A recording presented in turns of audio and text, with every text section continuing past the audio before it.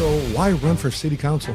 I talk to all my patients, and my patients tell me everything that's wrong with them no matter what. Talking to some of these kids who are, 26, 27, and, they bought a house, and, they're like, if the property taxes go up anymore, I'm going to lose my house. The guys in city council, they don't think the same way entrepreneurs do. And so I was like, we want this animal hospital. We need this animal shelter, we really do. And we need to put it together. And I was like, guys, it's an animal shelter. Why do we not have a charity to fund this? Why are we going to raise taxes to fund this? And everybody looked at me they were like, oh my God, what a great idea. And I'm like, has no one even thought of this? No. I'm like, so your only answer to anything is raise taxes. And they're like, well, yeah. February 3rd, 2026, Frisco City Council Chambers was packed with their council meeting. National cameras are rolling. People screaming about the Indian takeover of the city. Before they started, everybody's there and everybody knew why they were there, right? And so they're like, hey, city attorney, is there anything the city council can do at all about the H-1B thing? And he was like, no, it is a federal issue. There's nothing we can do. It's not exactly true that they can't do anything. Okay. There's a lot of fraud going on. Yeah. And so what we can do is we can help find the fraud. We can help hand the fraud over to the authorities, to ICE, to DHS, to FBI, to the guys who are looking into it.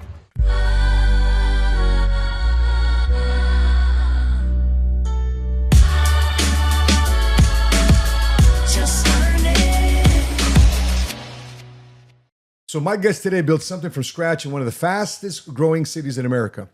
Dr. Matt Chalmers has been practicing in Frisco since 2007. He runs Chalmers Wellness, a full service practice that doesn't just treat your back, it treats you. His client list includes pro athletes, executives, politicians, and celebrities. And when conventional medicine ran out of answers, people found their way to him. He's a doctor of chiropractic from Parker University, certified in clinical neurology, sports chiropractic, spinal decompression, and NLP coaching. He's a best-selling author of Pillars of Wellness. He hosts a Dr. Chalmers Show podcast. His entire philosophy is built around one idea: fix the root cause, not the symptom. Now he's taking that same mindset into public arena. Dr. Chalmers is running for Frisco City Council Place 6 in the May 2nd election. And his message is simple: protect the culture, manage the growth, and keep Frisco a place where families actually want to live. We're going to get all of it. We'll wrap it up in this conversation: the business, the belief, and the battle for Frisco's future. Dr. Chalmers, welcome to Just Earn It. Thank you, sir. Thanks for being the gun show. Yeah, absolutely, man. Yeah. We're just talking about high school ball right before we started recording. Yeah. So what? You're a three-time champion. It was weird. We won 3 state championships. They won some after that, but it was awesome at Jinx in Oklahoma. So 6A, so it was the biggest deal. But it was good times. I know you're biased here, but who's got the better ball, Oklahoma or Texas? Woo! See, it's hard because I'm an OU guy, and so I think the best game. I will tell you this: the best football game I've ever seen in my life was OU Tech when Mahomes and Baker Mayfield were playing against each other. That was my favorite game I've ever watched ever. That's crazy. It's amazing. Both of them two first rounders. Oh yeah. Right. That's crazy. Yeah, I think what Baker Mayfield is the walk-on, the most storied walk-on. Yeah, I think he's the only walk-on to win the Heisman. That's crazy. Yeah. That's crazy. So you got a thriving practice right here in Frisco. Starwood. Yeah. You're not too far from here. Yeah. Okay. Hop, skip, and a jump. You got pro athletes in your chair. You got a podcast. You got a book. Yeah. And you've already won. So why run for city council? It's one of those deals where, I talk to all my patients, and my patients tell me everything that's wrong with them no matter what. And there's a whole bunch of stuff, but one of the things that, the thing I can affect the most is, talking to some of these kids who are, 26, 27, and, they bought a house, and, they're like, if the property taxes go up anymore, I'm going to lose my house because I can't afford it. And they bought the house so they could start a family. Yeah. And so I was like, and these are, patients of mine, people I've known for, 10 years. And so, it was one of those things where well, let's, see what we can do about it. And I start looking at it and I'm like, again, the guys in city council, it's not that they're necessarily bad people, but they're just not, they don't think the same way entrepreneurs do. And so I was like, we want this animal hospital. We need this animal shelter. We really do. And we need to put it together. And I was like, guys, it's an animal shelter. Why do we not have a charity to fund this? Why are we going to raise taxes to fund this? And everybody looked at me they were like, oh my God, what a great idea. And I'm like, has no one even thought of this? And then we're talking about all the other things we need to do for the city. And I'm like, we should run an event. We could run a corporate challenge event. We could, bring the high schoolers in. We could tie the family together. Sure. And we could do all these great things and raise a bunch of cash. Yeah. And they're like, has no one thought about this stuff? They're like, no. I'm like, so your only answer to anything is raise taxes. And they're like, well, Yeah. And I'm like, okay, we got to come up with some new ideas. Like we got to come up with some ways of doing some stuff that's a little different because, with what's going on in the world right now, oil's going up. As oil goes up, all prices go up, and the city's going to feel that just like families. And if we don't do something, we're going to have to raise taxes, and apparently people are going to start losing their homes. Yeah, I for those of you guys who don't know, I met Matt, great name by the way. Thank you. I met Matt last Thursday at the Frisco Founders. Shout out to Ryan Stuman who put it all together. Yeah, thanks, Ryan. And I got to meet you, and we've been going to church at Elevate Life, but the church is so big we didn't know we were going to the same church together. But I go to 11 o'clock service. I always like to do the early ones so I can get my day going. Amen. For me, Saturday is when I get my sleep. I've got this Whoop thing on now, and one thing I've been working on since getting this surgery done is getting some sleep. So I'm going to need some tips on that. But take me back to 2007, Doc. Parker University, Frisco, starting from zero. What was your vision, and how far off was reality from what you expected in starting your practice? Oh my gosh. It was like the number one thing I tell people now, and they're like, what would you tell everybody? I'm like, do not start your own practice day one. Like don't walk off across the stage and start your own practice. I don't care, like, cause I'm the most, my way type of guy. I was like, don't. I'm like, go mentor with somebody, go work with somebody for 2 or 3 years and just tell them like, look, man, I want to own my own place, but I need to learn how the business function runs. Interesting. And so go and learn that piece. Like I tell people that all the time. That was my biggest struggle was that, and I'm not trying to knock on Parker. I think no school does a very good job. No medical school or chiropractic school does a very good job of teaching you the business. Yeah. And when you get out, you're like, I don't know any of this Negotiating stuff. office lease, equipment, all that stuff. Liability. So, luckily, my whole family are entrepreneurs. And so like my dad came and helped me. And so like going through some of those contracts and some of that stuff, like that was really beneficial, but it was really, really hard because you don't know anything. Yeah. And then like when you don't know stuff, all of a sudden it's like, hey, where's this thing that you're supposed to have done 6 months ago? And you're like, I don't even know what you're talking about. And they're like, oh, you're kind of screwed now. And so you're like, okay, I got to pay a big fine. And so, there was a whole bunch of that. That learning curve was giant, but it was one of those things that as soon as I started figuring out, I got to limit all this stuff. The nice thing about it was that, it's just work. All right, tell me all the things I got to know, and I'll just I'll learn those things. Like that's always been how I've done it. It's like you can outwork any problem. Yeah. And so that's just kind of what I did. And so that's kind of how it all kind of built out. So your brand is about the root cause, which I love. You go not serving the system or the symptoms, but you're going to the root cause. I love that aspect because a lot of people take prescriptions, Tylenol, painkillers, but they're masking the actual reason why there's a pain. Can you expand on a little bit? Yeah, absolutely. So, so the philosophy of chiropractic, which is, because I do a whole lot of metabolic work now, but I will always keep the philosophy of chiropractic, which is the power that made the body heals the body. And so what I kind of took that to understand is that if I can learn the physiology, if I can learn the biochemistry, if I can learn how the system works, well, then I can get the system to work the way it's supposed to. And so when you start doing that, you learn, all the stuff that we've been told has been a lie to push us towards pharmaceuticals. When you understand how the physiology works, you can fix a lot of that stuff. And so that's been kind of where we've been going with it. And it's been really, really fun. Like lately, especially with peptides, like I've got guys who are 20, 30 year diabetics and 5 months in, they're no longer diabetic because you fix the underlying problem, which is the diabetes issue is basically an insulin resistance or glucose metabolism problem. You fix that, you fix the whole problem. And so a lot of that stuff has been kind of what drove me to do kind of everything. Once I started figuring out, you look at one thing, you're like, like the, fibromyalgia has a big component of liver. And so you clean up the liver, you kill the parasites, you clean the liver, and the fibromyalgia stuff really calms down. And so as I started learning that, and I was like, why were we never taught this? And so you start getting into it, and as you start doing one, then you're like, and this thing leads to the next. And so 15 years of waking up at 4 o'clock in the morning, reading physiology and chemistry later, you understand, this is why all this stuff works the way it's supposed to. But this is also why we're told not to do it, because if you're on drugs for the rest of your life, that funds pharmaceutical. If you fix the problem, those go away. Yeah, how busted, because one thing I learned very quickly when getting chiropractic care was it's not really healthcare out there. It's sick care. Yeah. They want to keep you sick. They're managing the sickness, they're managing the symptoms, but not managing the root cause. So can you explain, folks, the difference between you just getting, going to a doctor's office where you see somebody for like 5 seconds, doctor sees you there. I see more my chiropractor and have conversation with chiropractors. That's why I love chiropractors. because really I get to understand my body and what's going on. So therefore I can treat myself better. Yeah. Versus dealing with these symptoms all the time. So great example. So, so we do a lot of advanced imaging and stuff like that. So like when people come in and do our executive physical, we'll do an echocardiogram, we'll do a CT angiogram, which is the only real way to know about plaquing in the arteries. We'll do sleep studies. We do stuff like that. And so, everyone wants to put these CTAs on their insurance. I'm like, we'll send it. They're not going to pay for it, but we'll send it. Interesting. And so I did a peer-to-peer with a cardiologist, and he was like, has this person had a heart attack? And I was like, no. They're like, well, then why do you want to do a CTA? And I was like, so they don't have a heart attack. I want to know ahead of time if their arteries are plugged. My job is not to have them see you. Yeah. And he was like, yeah, we're not paying for that. And I'm like, okay. But I think that's a great, it little encapsulates the whole deal. It's like, if the number one symptom of people that they're going to have a heart attack is the heart attack. Yeah. And a lot of them die the first time they have a heart attack. And so what's funny is that the medical community loves to tell people that it's a cholesterol thing, and your blood levels of cholesterol have nothing to do with your plaquing, nothing at all.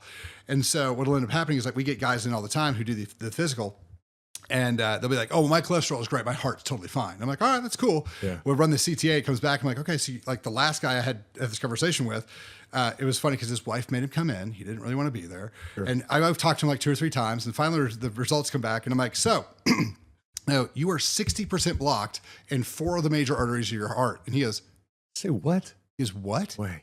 And it was like, no, he was like, no, my cholesterol's been great my whole life. And I go, we talked about this. Cholesterol has nothing to do with it. And he goes, all right, I got to be honest with you. I have not been listening to anything you've said so far. He goes, can we start over? He's like, I'll pay for it. He's like, can we start over? He was like, because apparently he was like, I've not been getting good healthcare at this point. And I was like, cool. And so like that specific guy, it was like, look, I'm like, you have sleep apnea. Sleep apnea is a major cause of this. I'm like, you have high fasting glucose and high fasting insulin, major contributors to this. I'm like, you've got really high stress, big deal with this. And so like these are the things that you have that I knew ahead of time were going to cause some of these things. I just didn't know how far down the road we were. Yeah. And I was like, apparently we're at the road where he's like almost 60. And I'm like, you probably would have had a heart attack by the time you were 70, and it probably would have killed you because all 4 of them are blocked. And he was like, oh my God. Yeah. And he's like, I go to the doctor and I get physicals every year. And I'm like, you're not getting the stuff. You're not getting the imaging that you actually need, which is problematic for a lot of people because I see tons of people who come in and they're like, this is where I'm at. And I'm like, dude, I need to see you. That doesn't matter. Like you're not looking at things that are important. Yeah, the number, because I'm in the insurance business, so the number one killer in America is cardiovascular. Yeah. So give us some tips right now. Doc, what would you, if people listening right now, high functioning entrepreneurs, which in a way, thank goodness for my surgery, because for the last 5-6 weeks, I realized I don't sleep very well. I don't sleep. I've been told to slow down, chill, relax, get some sleep. And Whoop's been telling me I'm getting 4 or 5. Last night, I think I got 2 or 3 hours of sleep. And I'm thinking I'm okay, but it's not good. No. So it's funny because like guys will come in and they'll be on the test, they're working out pretty good, their diet's not bad. And they're like, why am I gained so crappy? And I'm like, your sleep is atrocious. Yeah, that's it. And they're like, well, I don't have time. I'm like, you don't understand. You heal and regenerate while you're asleep. You tear the muscle tissue apart in the gym. Yeah. I ask people all the time, like, where do you go to build their muscle? They're like, well, I go to Lifetime, or I go to, this Absolute Recomp. I'm like, sure. You go to bed. Wow. To build your muscle tissue. Wow. And again, it's that frame shift where you're like, I don't think you understand how the body actually works. The gym tears it down, recovery builds it. Correct. And so sleep's massive. So as far as cardiovascular health, the big things I always tell people are, your dental work, your gum disease. Like I did an interview with my podcast with a guy who's in Israel, dentist, a big major university guy in Israel. And he was like, the statistics they have, the research they have on gum disease and heart attacks is massive. So if your teeth are messed up, if your gums are infected, even low grade, it's causing all sorts of problems in your cardiovascular system. Seriously. So what's funny is the way I found that out was I made that comment to one of my patients who's a vet, and she was like, oh, we've known that in the vet world forever. She was like, dogs who have messed up teeth, their hearts are all screwed up. And I'm like, why did nobody talk about this with humans? And she was like, I don't know. But and then the other one, so gum issues, and then getting your fasting insulin pulled. Like, are you in insulin resistance? Like if your insulin's high, not high for the blood levels, like anything over about 12 or 15 fasting insulin is starting to become problematic. Higher glucose levels, so fasting glucose outside the dawn effect, the fasting glucose, in the morning, if that's high, that's problematic. Stress, sleep apnea is a massive one. because it creates all sorts of hormonal problems. And there's a lot of reasons, like people have sleep apnea, and the reason they can't lose weight is because of their sleep apnea. And that chemistry is really It's cool. not diet. It's just they're not breathing right. Well, so that's one of the problems with diets people don't understand is that it has nothing to do with calories. Your calories are almost irrelevant. The reason I say that is because it's what you're eating. So calories wise, protein, sugar, and fiber are all equal. Yep. And that is not how the body looks at it. So if you consume a bunch of sugar, what ends up happening is that it raises insulin to move all that sugar into the muscle tissues or store it as fat. And the more insulin you have, the more often you hit that insulin button, the more insulin resistant you become. Now, what happens when you're asleep and you have sleep apnea is when people and they gasp for air. It's a panic response. When your body has that panic response, what happens first is you release cortisol and adrenaline. When your body gets adrenaline and cortisol, it goes, oh, we're in fight, flight. We're about to run away from something. So it dumps glucose into the system, but you're not doing anything. You're asleep. And so everybody goes, well, crap, now we got all this glucose. We got to raise insulin in the middle of the night to push it back into storage. So if you have 6, 7, 8 of those gasps at night, you've now spiked your insulin 6, 7, 8 times at night. You're sleeping. And you're sleeping. And so this is why, so the problem is that when people talk about burning fat is burned from a hormone called glucagon. So insulin inhibits glucagon. So if you there's a whole bunch of people I see, they're like, here's my diet, here's my exercise. I've been doing this for 6 months. I'm not getting anywhere and I don't know why. We'll pull their hormones. I'm like, well, you're an insulin block. And so we'll use I like to use retatrutide. We'll use that to reset a peptide. The peptides. We'll use it to reset their insulin glucagon function and bang, weight falls off, inflammation goes away, liver gets substantially healthier. We see everything in the body get better because with the 4 hormones you got to regulate the most are insulin and glucagon, which Reta does, and then testosterone and estrogen, which testosterone does. And so, just by using those 2, we can make significant metabolic changes in people. And you do that in your practice? Oh, yeah. Okay. Because we got to talk, man, because I'm glad I didn't know you're doing all this. You don't sound like a chiropractor. Well, and that's, people get pissy. They're like, what? You should tell people you're a chiropractor more. And I'm like, my book says it. Like Dr. Bain wrote a book called How the Chiropractor Saved My Life at what I did with her cancer. And I'm like, I'm not hiding it. Like, the funniest thing is when I wrote my book, my editor was like, why don't you tell people you're a women's health specialist? I'm like, I'm not. And she goes, she edits books for doctors all the time. She's like, you do more for women than anybody else. I'm like, I do the same amount of stuff for women I do for men. And I go, it's just nobody else does anything for women. Like, that's the problem. And she was like, well, you should do that. And it's funny because one of my business partners was like, you should just do that. She's like, just tell people you're a women's health specialist. She was like, you already do all that stuff. Just own it. So, I mean, is this something that was taught at Park, or is this something that you had continuing education, deeper study on? So, no, none of it. Well, I mean, we did biochemistry. We did all the same stuff that medical guys do. But when I got out, so I was a fat guy. And I couldn't lose the weight. And I was. Yeah, you tell me you're a D tackle. Yeah. And I was 300 pounds, and I'm like, I'm eating the diet I'm supposed to eat. I'm doing all these things I'm supposed to be doing, and I'm not losing it. And I'm like, all right. So when I started, I was like, all right, let's figure this whole thing out. And so I start looking at the chemistry, and about a month into it, I'm like, where are the calories? Like I keep telling calorie deficit. Like I've been telling people this for 10 years. Like everybody talks about it. I'm like, where are the calories in the chemistry? And that's when I figured out, oh, the calories are not a thing. Like if you Google what is the chemical combination or chemical equation, chemical structure of a calorie, it's like, oh, that's not really a thing. And you're like, are you kidding me? And so it was like, okay, so it's all about hormone function and that whole deal. And so that's when I started kind of getting into. And then once I figured that out, I was like, well, because as you go through that process, you learn, you have the Cori cycle, the Krebs cycle, the gluconeogenesis, like all the chemical pathways, you learn all the other stuff. You learn, oh, the hormones are doing this, like here's where everything's going. Like cholesterol is critical for creating hormones, but it has nothing to do with the plaquing. Like as you start learning all that stuff, it was just one of those deals where I'm like, everything I've been told until this point was a lie. And so that's all I've done is studied, is read biochemistry and physiology and stuff like that. It's all out there. It's just, that's not what's taught because it's not what's profitable. I like your disposition. If you can get that much into your practice, I can imagine what you'd do for Frisco. You dive into the details. Tell me, I'm going to go back to your practice because a lot of my listeners and viewers of Just Earn It podcast, they're entrepreneurs. They're growing 7 figures income and above. Was there like a broken moment, like a breaking point for you that you experienced in business? Like, oh, I can't believe I'm here. and facing this pressure and whatever that was, how'd you overcome it? Oh God, yeah. So I've done lots of cool things. Like I developed a supplement that completely blocks hangovers. Like I helped bring a sublingual cannabis strip to market. I did a TED talk on it to push back against the opioid epidemic. To take cannabis instead.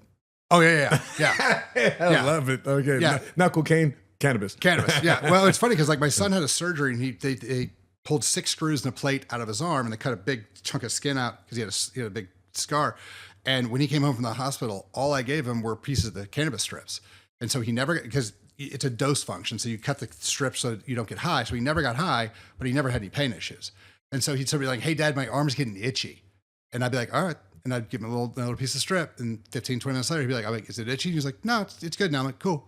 And that's how we did it. And so we've done it like one of Ryan's events, one of Stuman's events. They came up to me, they're like, hey, this lady forgot her hydrocodone, her oxy at Her painkiller. her painkillers at home. We can't just go get more oxy. Like it's not one of those things you just go pick up. Yeah. And I was like, all right. So I gave her the strips. She took a third of a strip 3 times a day because she was taking 10 mgs of oxy 3 times a day. And she was like, at the end of the deal, she called me and she was like, where do I get these? And I was like, well, you can get them from the office. And I'm like, but if you go home, you got your oxy. And she was like, no, I want to use these instead. And I was like, why? And she was like, well, because she was like, I can go to the bathroom now. Because opioids, like they stop you up. And so she was super constipated. But when she was on the cannabis for the 5 days she was there, all of a sudden her bowels started working again. She was like, I don't have pain and my bowels work. She's like, I like this option better. So, but those type of things were pretty cool. But what ended up happening was it took me 4 months to figure out how to fix COVID. And because nobody's coming to the practice. Well, no, like people came to practice a lot for COVID. Like we probably saved 30 or 40 people. Like Stuman sent me a bunch of people that, he was like, hey, he's the only guy who knows how to fix it, which was really cool. There's all sorts of stories on that. But then it was like, man, this is amazing. Like this can really help people. So I was like, you know what I should do? I should post this on social media. And that killed my practice because it killed my social media and I posted it on YouTube and it Google yanked my oh no. Oh yeah, you couldn't even Google like chiropractor Frisco or you couldn't find me. They pulled me completely off. They wiped me completely off and I didn't know it. You couldn't advertise. I couldn't advertise like because we were crushing it on social media. We were crushing it on internet stuff. But yet you can advertise about LGBTQ and all these issues. All the other stuff. But if you tell people, hey, here's how to fix COVID, because again, it was 4 months in, it was before the vaccine and their whole thing was they didn't want any other way to fix this besides the vaccine because their goal was to get to the vaccine. And so that's why when I posted it, they smoked me.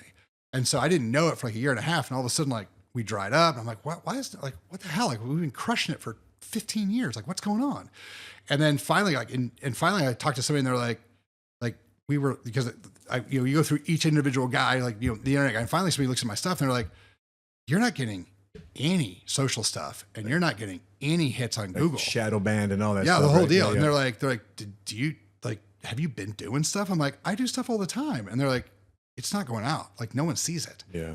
And they're like, and we can't find you on Google, which is actually why. So like lately it was Chalmers Wellness for like 17 years. So I rebranded it to Pillars of Wellness and now people can find me online. And so like still to this day, like I'm still like banned on Chalmers Wellness. And so I had to like start everything else. That's crazy. Which is insane. But yeah, that was the biggest, hardest struggle was. So how did you get the word out? What was your adjustment? So the thing I started to do is I was like, okay, I can't rely on the internet anymore. And so what I've got to do is I've got to go to the guys who know what I do. And I got to be like, I need all your friends. You got to send me everybody. And so some of the guys were like, oh, okay. And so like the guys who own businesses, they're like, we'll send you like our whole C-suite so you can do your executive physical with them. Got it. And then I was like, anybody I can help and I can fix, like send them over here. And so we got a lot of people, a lot of women came for hormone therapy. Because what's funny is that up until like January or February of this year, the stance from the medical community was that hormone therapy causes cancer.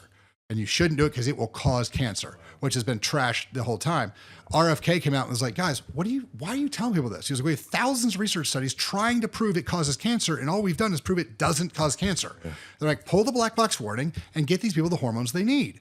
And so what ended up happening after that, because we've been doing it for a decade, what happened after that was the pharmacy I work with called me and was like, hey, will you teach some of our med spas, hormone therapy and peptides? And I was like, yes. I was like, I'd love to teach people how to do this properly because nobody knows how to do it, because any medical doctor who has a license today has no idea how to do hormone therapy. That was not taught in school. That's crazy. They don't know how to do it, and which is why people screw it up so much. Yeah. Like one of the big things I always tell people who are working with women is testosterone converts to estrogen.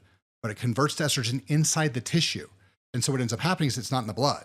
And so you have to talk to your patients, which is the hardest thing for some of these medical guys. You got to talk to them and be like, how is your hot flashes, night sweats, and vaginal dryness? And these women will be like, it's like a 4. And you're like, cool. Okay. You put them on testosterone. Yeah. And then Women on testosterone. well, oh yeah. Women. Oh, it's amazing. Women need testosterone more than anything. And so then you'll talk to him, dude. You'll talk to him like 2 months later. She has some bass in her voice. Well, no, but the funny thing on that, I'll finish this real quick. But what ends up happening is then you put them on testosterone, and their hot flashes, night sweats, and vaginal dryness completely go away because the testosterone is converting to estrogen, but it doesn't change their blood levels at all. The reason you need to know that is because that's a great way to give women estrogen dominance. If you're looking at the labs and be like, well, your estrogen is too low, we're going to give you estrogen after the testosterone. Now they have more estrogen than they need. And so you can push them into a little bit of estrogen dominance, which is a problem. But the thing with women, and I love this about it, is energy, fat loss, muscle tone, bone density, orgasm function, and mental clarity all come up. Like the number one thing I hear from women is that they're like they didn't expect, like the energy everybody expects, the sleep better everybody expects, but they're like, I've heard this from so many women. They're like, I was a horrible bitch to my husband. Like I'm surprised he stayed with me because once they get to the other side, they're like, I was psychotic, like I was crazy, but it calms them down. And like a lot of them been like, I don't understand. I've been told my whole life that if you get on steroids, then you get angry all the time. They're like, the exact opposite happened to me. Wow. And it's like, well, here's what happens. When your body starts working the way it was designed, your body was designed to have testosterone. When it gets the things it was designed to have, it works the way we all think it should, flat out. Yeah. And so if you're angry all the time and all of a sudden we give you the stuff that your body's supposed to have, that can calm down.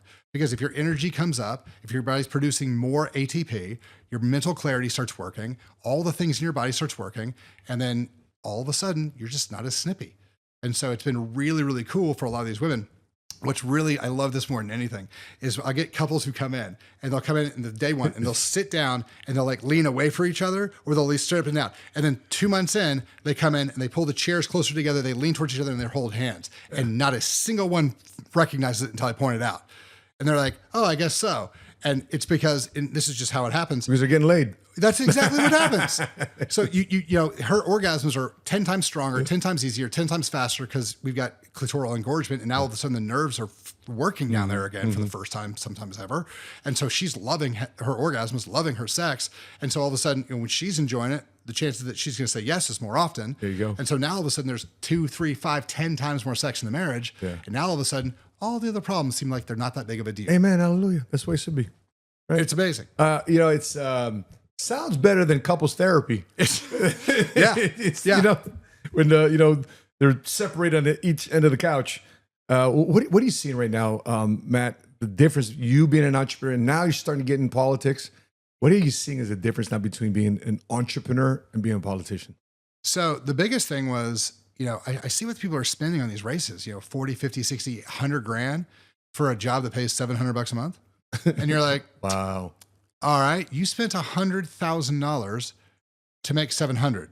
Obviously, there's something screwy going on. Like where's the money coming back? Like how are you getting paid?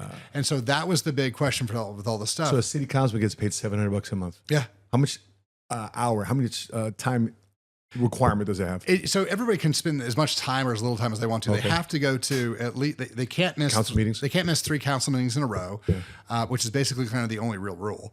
Like if you showed up and voted and didn't do any of the work, didn't do anything else, like legally they can't kick you out. But the other side is that, well, how much of this information do you want to have? Like if we're going to have a vote on this thing that's coming up, like, do you want to go and spend the 3 hours to research it? Do you want to go do those things? Like that's kind of up to you. Yeah. So you can either go in and be like, hey, give me the cliff notes, and just get the very bare minimum. And some people do that. Or you can look into it really, really deep and go, all right, I know what you told us. However, the reality is also we have these things that you left out. Now, you didn't lie, but you didn't give me all the information, which happens 90% of the time. And so that's the other piece that I think people are missing. But I think that a lot of these people are choosing to miss that. So like, for instance, this was the craziest thing. So like one of the groups I did an interview with, they're like, how would you increase transparency? And I was like, I don't think that we have like an oversight committee that like looks at what we're doing and makes sure that what we're doing is legal and fundraising and stuff like that. And they're like, yeah, that's a good point. We should probably get one of those. And I was like, how do we not have one of those yet? And I was talking to my wife about it and she was like, they don't want one. Ah, They're like, if they're skimming money, which is, I don't know. Again, I don't know how they're making their $100,000 back, but if that's what's going on, well, they don't want any oversight. And I was like, oh, well, that makes way more sense than it should. So, that's kind of one of those things that, that's been the most interesting thing is going through it. yeah. I mean, you're looking at some of allegations. Cheney's involved in a lot of these real estate deals, and he's a realtor. He's got his own brokerage. He's a mayor of Frisco, and he's got some deals going on. Now, these are allegations. Can't confirm what's going on, but. I mean, what does a mayor get paid? If the councilmen are getting paid $700, it's so little that it doesn't matter. Right. I mean, you make more money doing other anything things. Else. Yeah. So when you're looking at Frisco, because I'm looking at what's going on with Texas. I'm from Chicago. I moved down here as a political refugee. I had two of my guys, sadly, my insurance agents, get carjacked and gunned down in the street in Chicago because of lack of safety and crime in Chicago. And so we moved down in 2021, automatically felt safer right away. Like, this is like I was flying back every other month, and I said, babe, Dallas doesn't know there's a pandemic here. Yeah. Do we need to tell somebody in Dallas that there's a pandemic going on in America? So I'm looking at the way Texas was treating its citizens, and I'm looking at the way America is being treated in the nation, as a nation in the world. And I'm looking at the importance of Dallas and Houston and Austin and San Antonio. Then I'm looking with inside the cities how important Frisco is. Yeah, I think Frisco is probably one of the most important cities in the world. Well, so if you look at the way everything's going, so they're moving the New York Stock Exchange down here. That's right. And you look at the three states that are most important for full functional political and cultural moving is basically California, Texas, and Florida. And so one of the biggest. In Dallas, Fort Worth is probably the most important from a lot of different ways. You can do it. You can look at it in the state of Texas, and then Frisco is one of the key pieces in that. So, when you boil it all down, it's like Frisco is one of the top in the state. State's one of the biggest deals. So Frisco is one of the most important in the nation. I'm attempting to get some office space around here. I need about 10,000, 12,000 square feet, and I can't get any because I'm competing with corporate America. Yeah. All these available square footage, all these companies that got deeper pockets, and I'm just a small business owner. Yeah. And I'm trying to get up in here, but the best I can find is in Plano. We're coming up from Carroll because we're done in 3 months. But I'm competing with corporate America to just get my small business in Frisco. So as a councilman, you see that you see people companies coming in. Obviously, that's what you want. You want the economic development of Frisco to come in. How do you see that playing out with, if you're looking at economic development, small businesses, corporations? Do you have any say-so in any of that? Permits, approvals? So we have a pretty solid amount of say-so in that. So there's two big projects that are just getting started right now. So the mix at Lebanon, it's right down here, Tollway, across from your practice, right across from my office. It's awesome. That's gonna be a great place. And so there's gonna be $3.5 billion. Oh yeah. Yeah, well, Firefly is the next one down the road. So, but this one's up north. Oh yeah, right before 380. Yeah. And so what's going to end up happening is that we're going to have a lot more of that space available and stuff like that for that type of thing. And so that's going to be great for small business. Good. And those are mixed use, and I love the mixed use idea where it's like stores on the bottom and then like apartments on top. It's very Chicago. Yeah, you don't have to go anywhere. Yeah, that's right. Like, because it's funny because when you do the math, you're like, oh my gosh, because apartments usually make traffic problems and things like that. And we already have traffic problems. And so when you look at these mixed use deals, you're like, oh, the stats are like, it really helps traffic, because if you live the same place you eat and work out and get your lawn, like everything you do is within a 50 meter walking distance. That's pretty easy for me. Yeah. So, those are pretty cool. So we're getting some of that at the mix. We're getting that at the Firefly. And so those are going to be great. So you'll have some office space available soon there. But the big deal is that we need these big companies. So like, for instance, Rod talks about this a lot. These are his numbers. So AT&T is leaving Arlington, and them leaving is going to, he said, decrease the property value by $1.2 billion. Massive.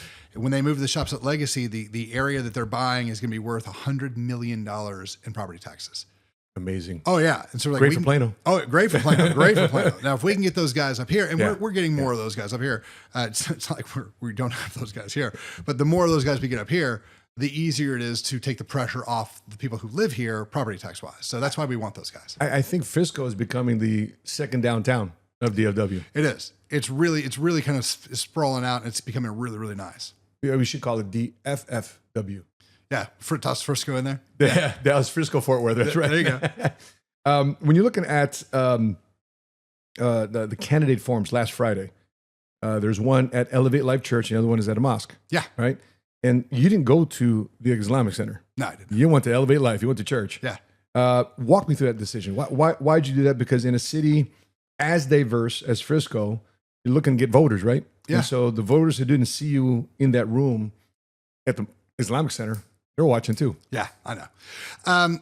Well, it's one of those deals where I don't want to walk into rooms because I'm a horrible politician. Like I'm not going to lie to you. Like I'm going to say, like, I'll try not to say stuff. Like I'm not going to say stuff to insult you on purpose. Yeah. Like, I'm not stupid, but I'm also not going to lie to people and be like, oh yeah, I'm for that when I'm not. What's that term?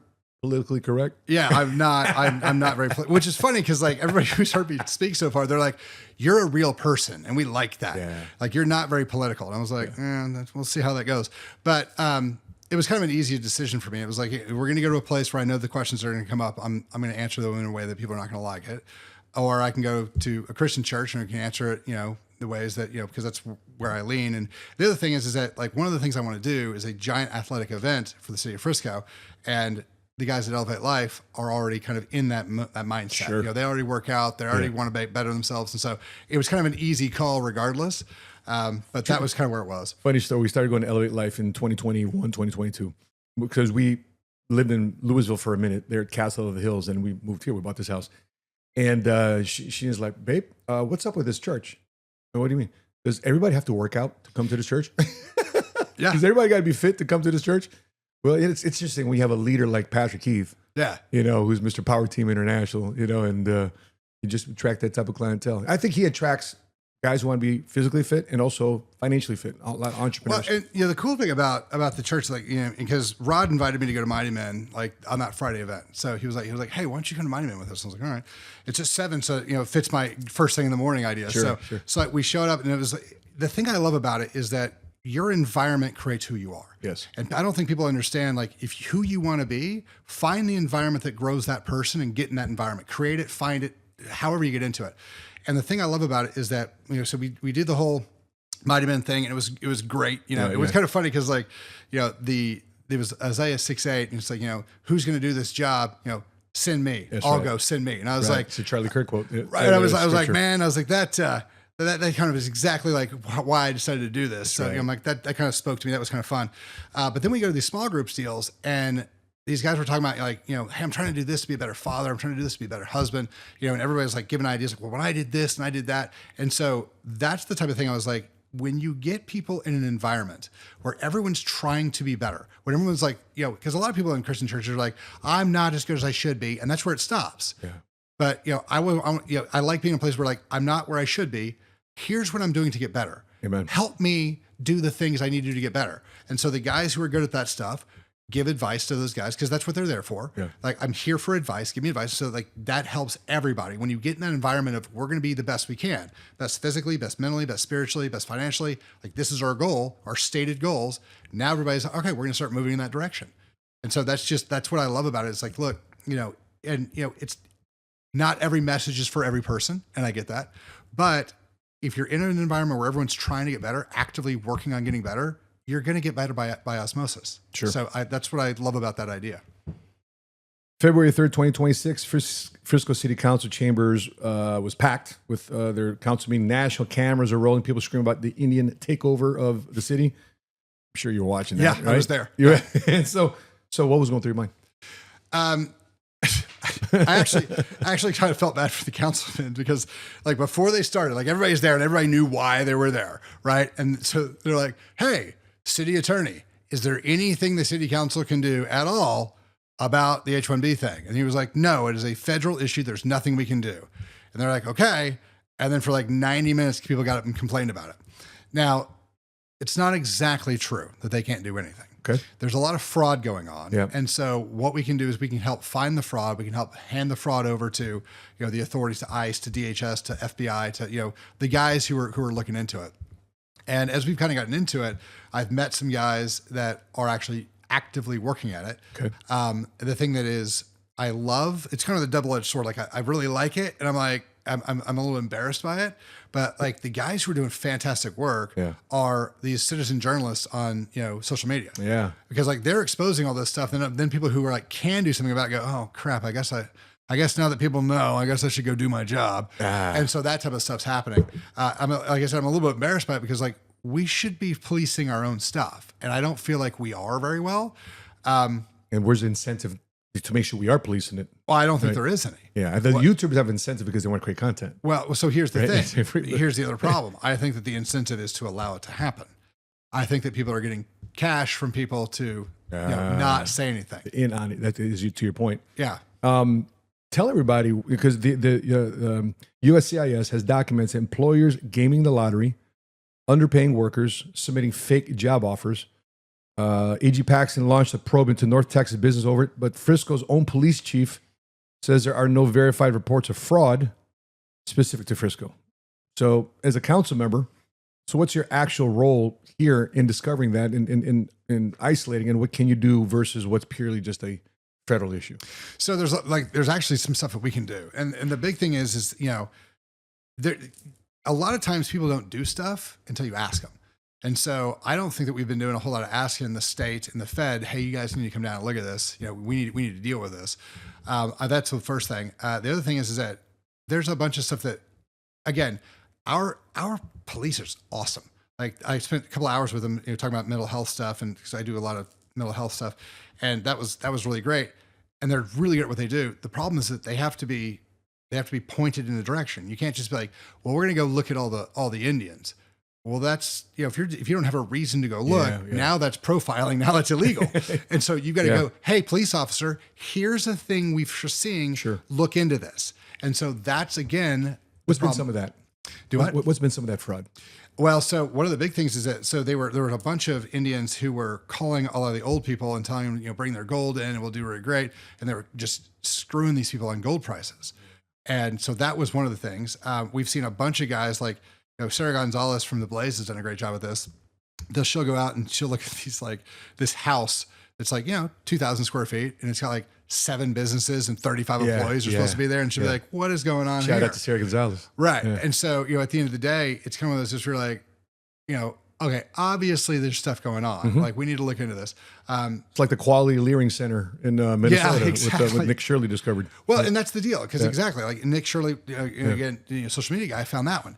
But that's exactly what's going on. Like once these things get exposed, then what ends up happening is you find out, oh, this is really big. Yeah. And then you start being like, how did the government not know about this? Mm-hmm. Like I'm pretty sure, like up there, I'm pretty sure those guys knew. Yeah. If not orchestrated.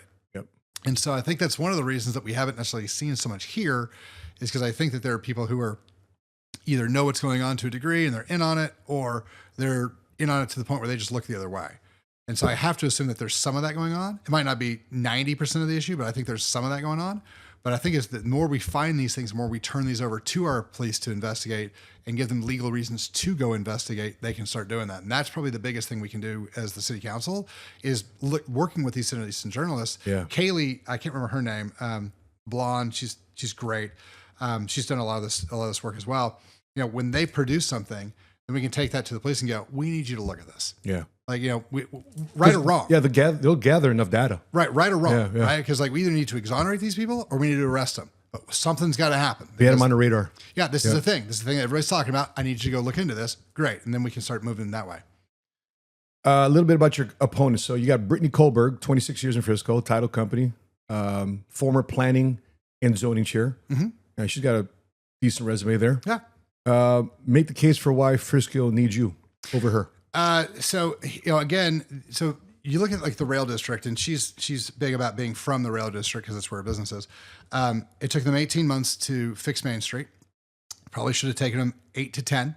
The nice thing is that, I was talking to Rod, and I give Rod, guy. Yeah, because Rodman Construction, he's done this for 20 years. Like he knows what's going on.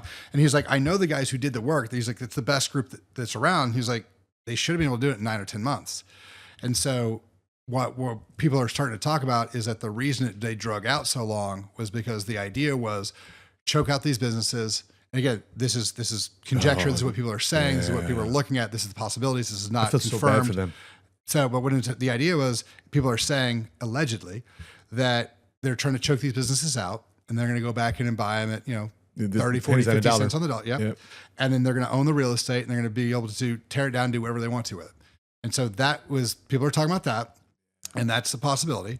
But if she's on P&Z, she should have been doing some stuff. Like we're doing an event. She should be more proactive. Yeah, I believe so. Like we're doing an event on the 11th, a health and wellness event, and we chose to do it in the rail district because we wanted to start bringing people down there. And so what I told all the guys in the rail district was like, bring more business here. I was like, you guys bring your stuff. Hello. You can advertise for free. Advertise for free at our events. Like we're bringing, because it's going to be a health and wellness event. So like my office is going to email it out. I've got 3 or 4 other doctors' offices emailing out. We got a bunch of people emailing this stuff out. Like, hey, this is an event. Come to it. It's it's free and all these things. And the vendors from the rail district don't have to pay anything. So I don't care if you're a hair salon. I don't. Have they done a block party ever since they reopened that stuff just to revitalize? Not that I've been. Brother, not that they since I was here, it's been a pain in the ass for me because I used to go office there at Maker's Gym. Do my content out there. Yeah. And just to get around there was a pain. And you know what? I'm like, I can't, I see Randy Steakhouse there. I see a bunch of guys there. Like, I feel so bad for these guys dealing with this. Oh, and Randy's is awesome. So like, so there's a bunch of stuff down there that I still go to. One of my friends was down there and she had to close out her shop. And so it was, it's just terrible. But again, how long was that? Total time? How long have they been working on it? For them to complete that project. I want to say it was like 18 months. It's a long time. Yeah. And again, it's one of those deals where it's like, it should have taken, 60% of that time. Yeah. So it really feels like to everybody that they drug their feet. So, but that's one of those issues. So, that's, some of that stuff. But the other thing is, you think she should be fired, resigned because of her lack of proactive? I think that, I think everybody involved in that should be out. Okay. But the other side of it is that, she's part of the group who's been there the whole time. And so if you're like, hey, I love what's going on with the city. I love all the stuff with Cheney and all those guys, then she's your person. If you're like, we need new people, we need new ideas, and we need to go a different direction, then I'm your guy. Because she knows, I'll give her granted this, she knows how the city's been running, and she could easily make it run the same way it's been running. And so that's the big deal. It's like, if you get me, things are going to change. If you get her, things are probably going to stay the same. And the biggest thing is that my big thing is I want to find as many different ways of funding this city as we can that we don't have to raise taxes on. I love it. Sai Krish Narajanagar is also in this race. I butchered that up. My apologies. And given the demographic, conversation, of that last name, right? Happening right now in Frisco, his candidacy seems to carry weight because there's a 33% now of the population. 33% of the population is Indian. Yeah. So how do you run against him without it being about race or ethnicity, and what's your actual policy and platform contrast against his? That one's I feel like pretty easy. Like, I know he's trying to do the best he can. He's a little bit negative, and he's a little bit he's kind of negative. But the biggest thing is that his information's wrong. He comes out and he's like, the EDC is giving away hundreds of millions of dollars, and they're screwing people, and they're like, it's all corrupt. And it's like, we've had these books audited by a firm, not a guy, like a firm that's like a big four, like it's legit. And the numbers that have come back on that, and then everybody else who evaluates our EDC has come back and been like, your EDC makes like $3.20 for every dollar they spend. We're getting a 320% return on our investment. Yeah.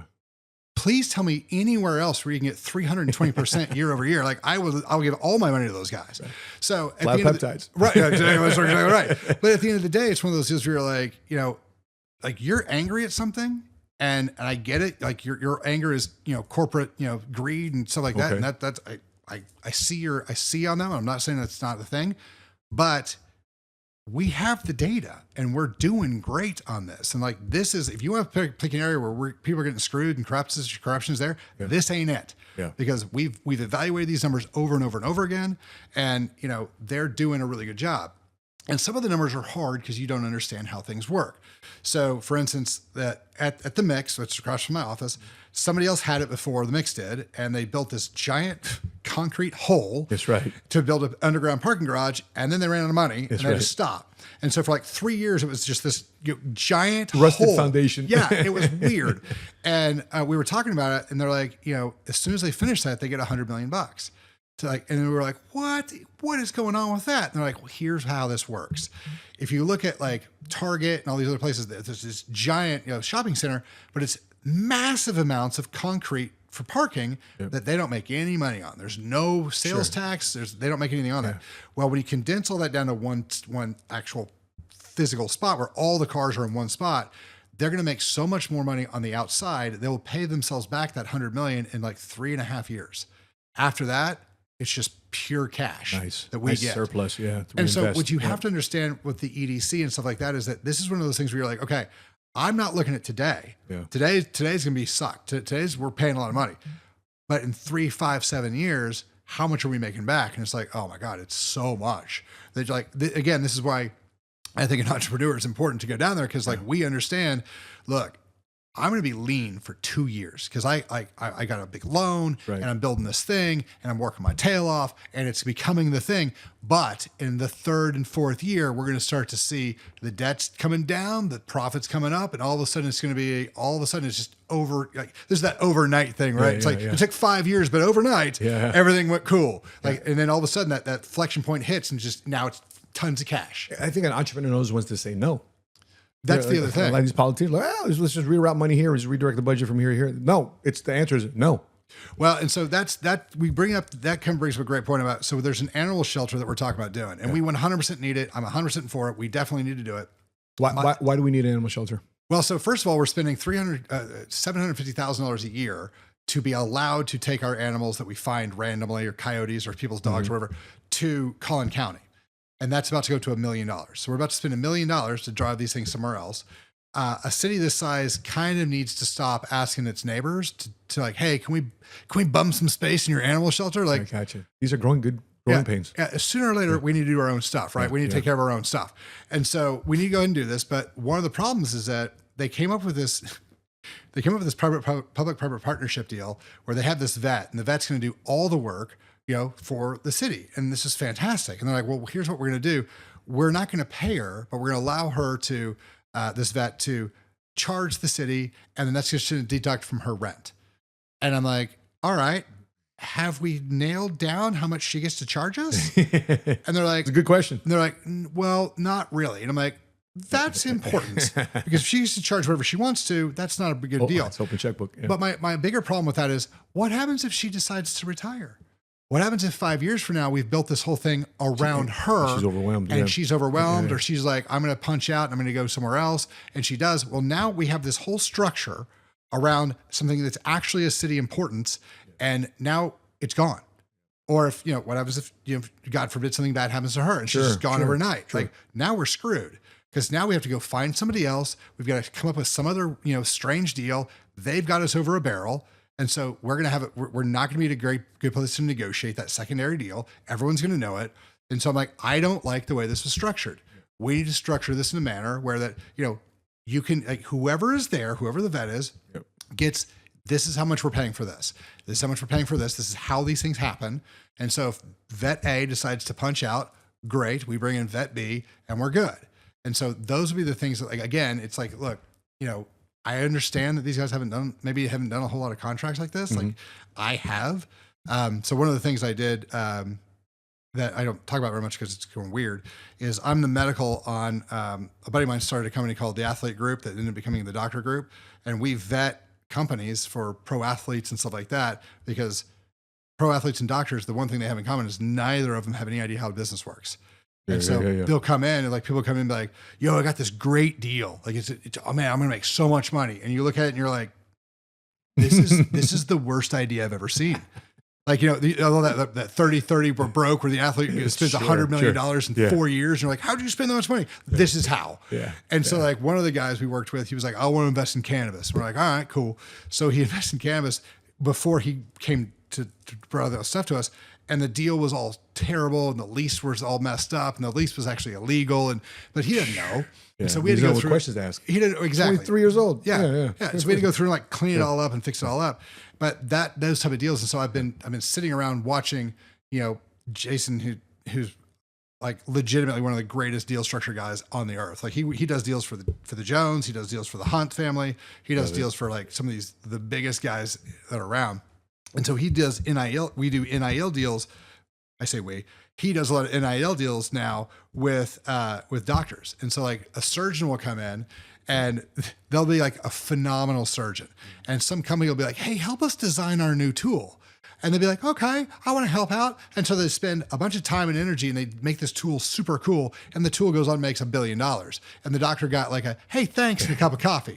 And so, and that's and so now what we're doing, we're like, your knowledge is very valuable. IP, yeah. You get 10% of that. Yeah. And so what we've done, I say we, like I was at the beginning of this thing and I've gone to all these meetings, I've done a whole bunch of stuff. And I always feel like I'm like, I don't do enough to say we yet, even though I'm an equity holder. But what'll end up happening is we'll get these guys in and we're like, here's what's going to happen. Like these 3 docs are going to help design this tool. And then you're going to give them this much equity for their work, their sweat equity. And then what we're going to do is we want 20% of the company opened up for our doctors group to invest in. Cool. And what ends up happening, which is brilliant for the company. Everybody's making money. Oh yeah. Well, because here's the deal. Yeah. So our doctors design the tool and then they love it. They tell all the other doctors about it. All the other doctors get excited about it. Those doctors invest. And then we work with some companies that like get all this stuff into hospitals. Yeah. And so it's like, look, not only is this tool designed by some of the best surgeons in the US, it is now funded by some of the best surgeons in the US, and they want to use the tool in their hospital. Yeah. So these companies are like, hold on, we get the tool designed, marketed to, and then put in place with you guys. And we're like, yeah. And they're like, we just got to give you 30% equity. Like, we're going to buy a lot of that, but yeah. And they're like, that's the greatest idea we've ever heard. Because like, you could tell lay people like about your great tool. No one cares. It's when the guy's going to make the orders at the hospital, the surgeons say, we want these things, and they go out and get them and they bring them in. Well, if the surgeons don't know, they're not going to ask for it. Yeah. So now all these surgeons get to learn about it. All these surgeons get to see it, and then they get to invest in it. And so now all of a sudden they're using tools that they brought in. And so this is really beneficial because, it's so funny because people look at some of these surgeons and they're like, they're making so much money. And some of them do, but the problem is that their insurance is crazy. Yeah. It's a hard. They got to pay the nurses. They got to pay Frisco. Rent. Oh, yeah. Come on, I get it. I want them to get paid well. Yeah, I want an angry doctor working on me. You don't want your surgeon making decisions like, I can't afford my house payment, so you definitely need surgery this week. Like you don't want those decisions coming out. That's right. So a lot of these guys, again, we're giving hundreds of millions of dollars of equity of intellectual property away because they just didn't know what it was worth, and now they know what it's worth, and so now they're getting their stuff. So it's awesome. If you rank maybe top 3, 4, 5 projects you want to work on being elected into city council, what would that be? I see animal shelters number 1. Yeah, so the animal shelter is the easiest one because it's like we're going to set up a charity, and then all I'm going to do is steal ideas from the ASPCA. I'm going to get some Sarah McLachlan music. I'm going to get some sad looking puppies. And I'm going to be like, you guys should donate to this deal because the numbers I've run for $1 a day. That's exactly right. That's exactly right. Like if we're like, hey, if 2% of Frisco. 2% would donate $20 a month to a tax deductible shelter, right? That's $1.2 million a year. I'm pretty sure we can get. I'm pretty sure we can get that done. High schoolers be able to do that exactly. And so, so you mean we can completely fund this thing, not raise taxes, and everybody's happy? Yeah. In fact, if you give money and you want to go see where your money is, drive down there and take a look at yourself. Like, as transparent as can be. And the charity we set up, we're like, it's open source. You want to see the books? They're online. Yeah. Like it'd be super easy transparency. So that would be something that we could set that up in like an hour and a half. Like it's not that hard to do. So I wanted to make sure we just check that box, get that one done. And then I really have this passion thing for the city event. And so what I want to do is think like corporate challenge. We got all these corporations in here. Yeah. We make everybody healthier, but we'll do this big corporate event deal, corporate challenge thing. I've got guys who do pickleball tournaments and tennis and soccer tournaments, like international tournaments. Like they already talked to me, like, oh, we could put one together for you tomorrow. Like, just tell me when you want it. So we'll have all these tournaments, but I don't just want the adults in it. I want to open up to the high schoolers. And the reason for that is because I've got a 13-year-old and I love my kids and we have a great relationship. However, when I ask them like, how was your day? Good. Of course. Cool. What'd you do? School. Workout. Great talk. Thanks. Great talk. That was awesome. No, but if we're both training for the same events, and we're both going to go to the same events, even if we're not training necessarily together, it gives us something else to talk about. It gives us something else to like, hey, like, let's get our diet together. Let's work together. Like there's a whole bunch of things you can now do together. And now all of a sudden through sports, you're now bringing the family back together. Of course. Especially right before these kids go off to college, right? Because bonding moment. Yeah. And what I can't wait to do, because one of the things like, and we can do a 5 and 10K. I'm not running the marathons. You guys, we can do a bike ride. Yeah, I'll bike ride. Yeah. But what I want to do is I want to do an official, certified by the city of Frisco 1,000-pound club. Cool. Oh yeah, right. Because it's on the city website. All these meatheads right? around here. Oh yeah. Everybody from Elevate Light show up. Exactly. Because that's what I want to do. And then I'm going to turn on my boys as soon as I get in. But turn on my boys and be like, I challenge you to get there before you graduate high school. There you go. And now I get to train my boys. I get to train with my boys. Yeah. And so like we all get to do like all their friends. So now all of a sudden we've gotten all the guys and all their friends, all my kids and their friends. And now we're all doing something together. So you want to talk about a culture of bringing the kids up, like, leaning in and feeding these boys and turning them into men. This is a phenomenal idea. Yeah. Well, here's the other thing. It's funny because like I read all the numbers and I was like, we could definitely do around $1 million. And Stuman just laughed at me and he was like, it's going to be 3 to 5 easy. And I was like, I wanted to under promise and over deliver. And he's like, you're a terrible politician. he was like, politicians would be like, it's gonna be $10 million a year. But and that's another thing, because that's one of the other things I want to get done. So those are the next things I want to do. And then I would like to do something about oversight for the city council, because a lot of people are super angry about what they see as corruption. Fraud. Yeah. And so, all right, that's not hard to do. We can pull that in. A lot of politicians invoke faith as a talking point. Yeah. And I'm not asking for you to have a talk about, but tell me a specific moment where your faith cost you something and it changed a real decision you had to make. Like you really had to lean on your faith in your practice or so far in your campaign. No, so far in the campaign, it hasn't cost me anything. And it's hard to find a time that it's cost me something because I just don't care. Like that basketball player today, he got the cut from the Chicago Bulls for proclaiming his faith against LGBTQ, and because he doesn't want to be in the NBA, and the NBA is trying to force him to be an LGBTQ advocate. Where does that mean? So luckily, I haven't had to do any of that stuff. Like what's funny is that with what I'm doing, and I have a lot of like the push I have against the FDA and the push I have against pharmakeia. Basically just the idea that, all the drug stuff, and I'm pretty sure that's going to end up getting me killed, but it is, it is what it is.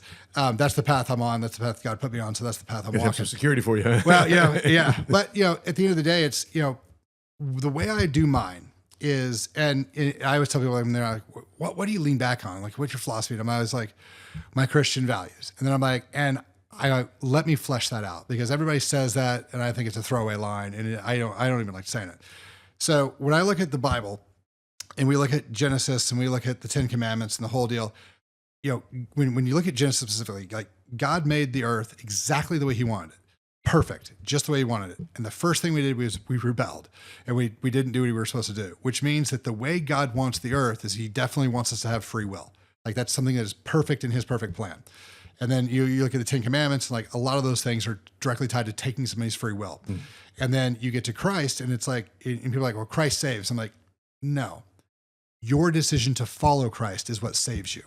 Like you still have the choice, and the reason that's important is because what that sets up is personal responsibility.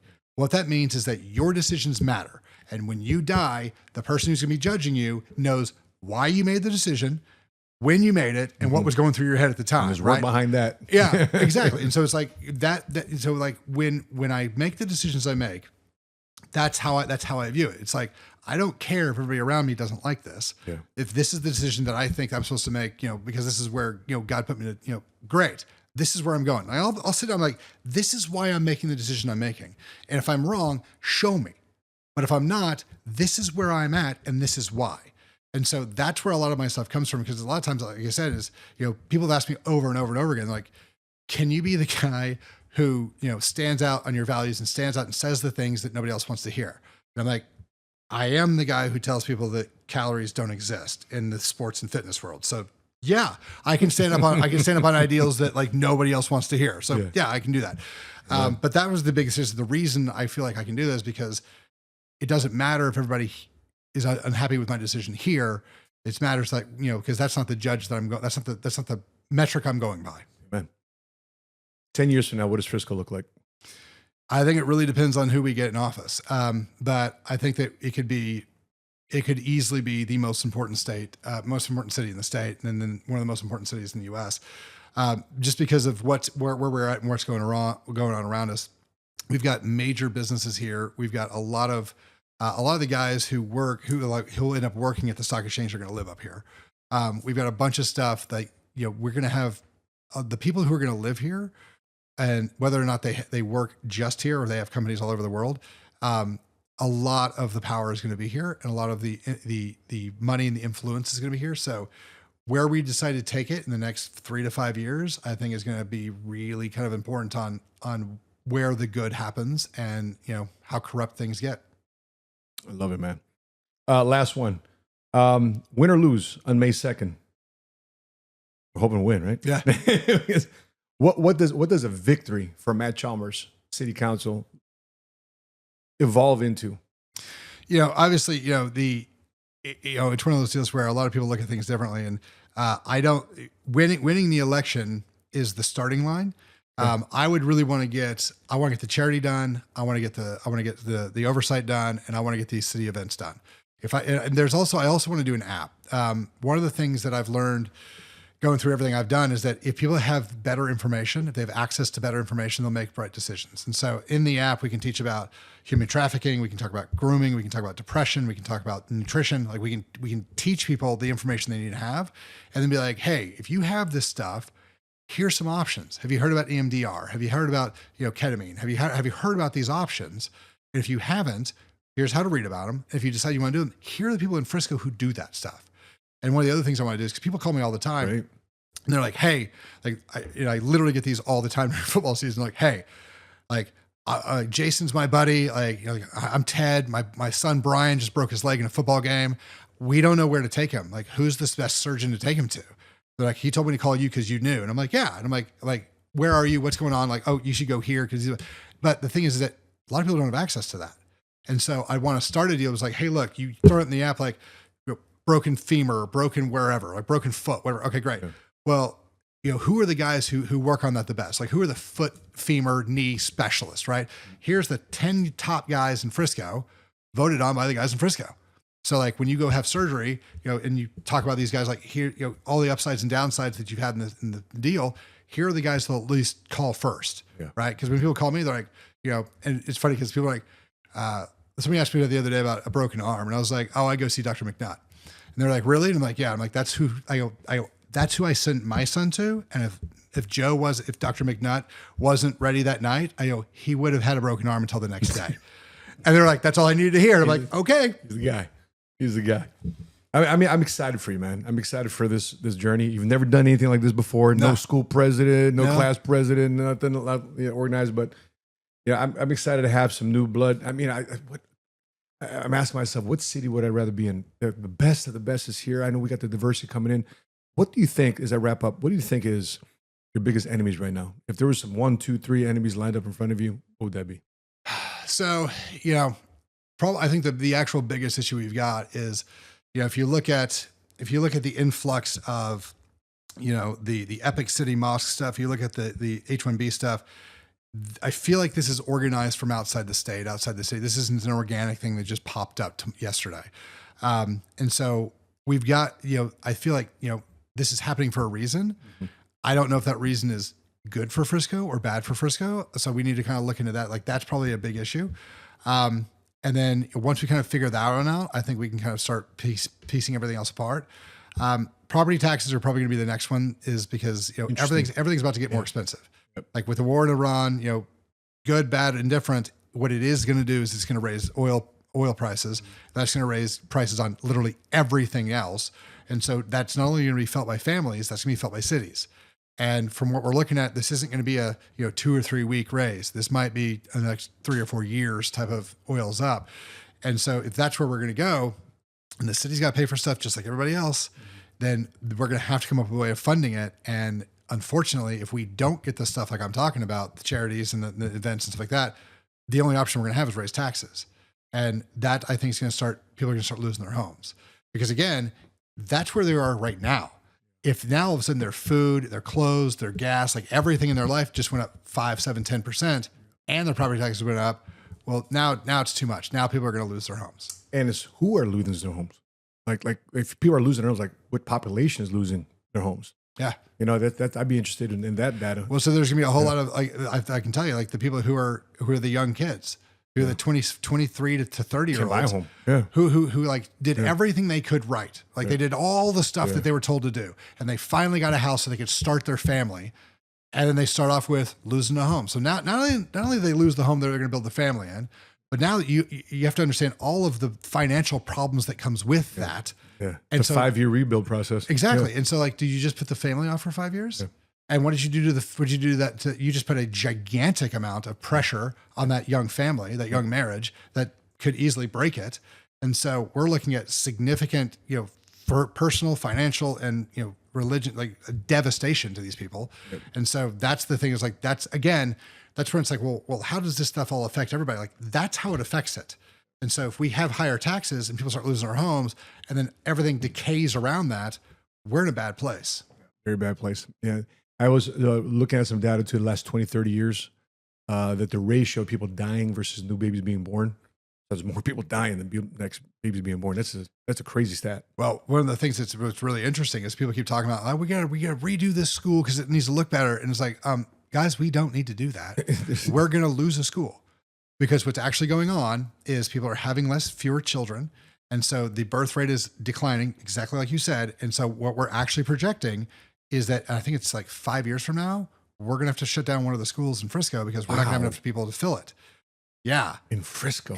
Well, we've got like 45 schools in Frisco. Yeah. Like that is, but at the end of the day, we're going to have to start shutting these schools down. Well, here's the other problem with that. All right. So we shut a school down. What are we going to do with the building? What are we going to do with all the stuff? And so if we don't start thinking that one through, ahead of time, we're going to have a problem. And so a lot of these things are coming, and if we haven't been talking about them, how, like we should be thinking about stuff before we have to make the decision. Like when you make a decision, like it's like, oh, this giant problem fell in my lap, I got to make a decision in the next 2 hours. That's when bad decisions get made. When you're like, this is coming a year from now, at least we can get a lot of data. We can make a lot more better long-term decisions by looking at the data. So love it. Well, Dr. Chalmers, you built a practice that heals people when nobody else could. And I'm looking forward to visiting your practice personally, in addition to voting for you. Yeah. But now you want to help a city that can help heal in the middle of its biggest identity crisis. So that is work. So for everybody listening, Election Day is May 2nd. Register to vote. Yes. Okay. Register to vote. Early voting starts April 20th through the 28th. Last day to register is actually today. Today, the shooting of this podcast, April 2nd. So do your homework, show up. So Dr. Chalmers, where can Frisco find you? So on social media, I'm Dr. Chalmers, the number 1. And then, pillarsofwellness.com, chalmerswellness.com. And then the campaign site is DRC, the number 4, Frisco.com. Come on, let's go. Get in there and vote. That being said, Dr. Chalmers, appreciate you, big dog. Thank you so much. All right, God bless you, man. Yep. All right, let's do it.